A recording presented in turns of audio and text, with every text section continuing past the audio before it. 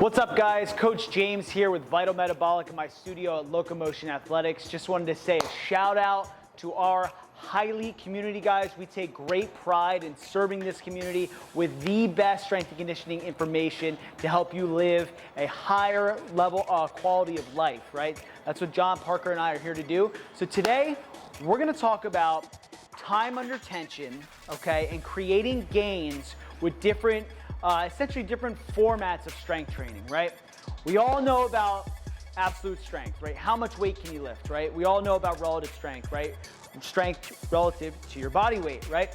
But there are different ways that you can create some variety that can create results, okay, without creating variety just for variety's sake, right? So if you're a beginner trainee, we're always gonna focus on creating as much, increasing that baseline strength level as best as we can, right? But as you start to increase your experience in your training platform or your training history, right, you need to start throwing in some variations, right? And most of us that get results over a long period of time are doing the same exercises, right? Your squats, your RDLs, your lunges, okay, your main movement patterns, right? But one question I always get is like, man, I want to increase size in my legs. I want to increase size in my butt.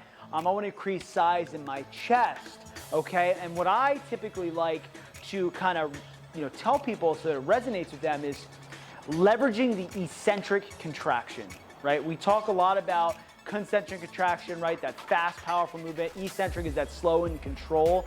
Easy way to describe it, right?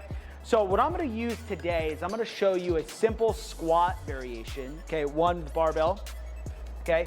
Or you can use this with a goblet squat, but primarily with a barbell back squat.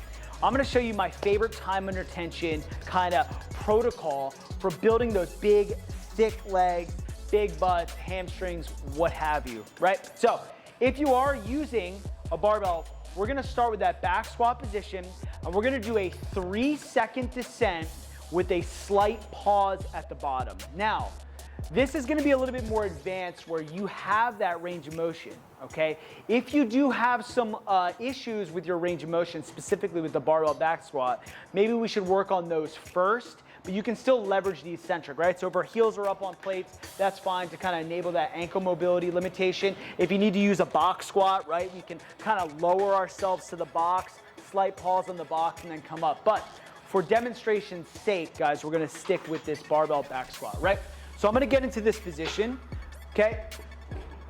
Underneath, okay, get nice and tight. I'm gonna walk back, right? Positioning my feet. Now you can go a wide stance, right? Some people wanna go a little bit more hip dominant. I'm gonna go with a more standard stance. 3-second descent, good.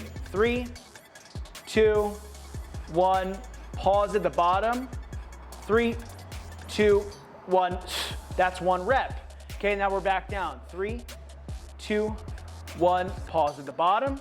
3, 2, 1. Now, notice how I'm only using 135 pounds, right? Pause at the bottom, 3, 2, 1. Okay, just like that.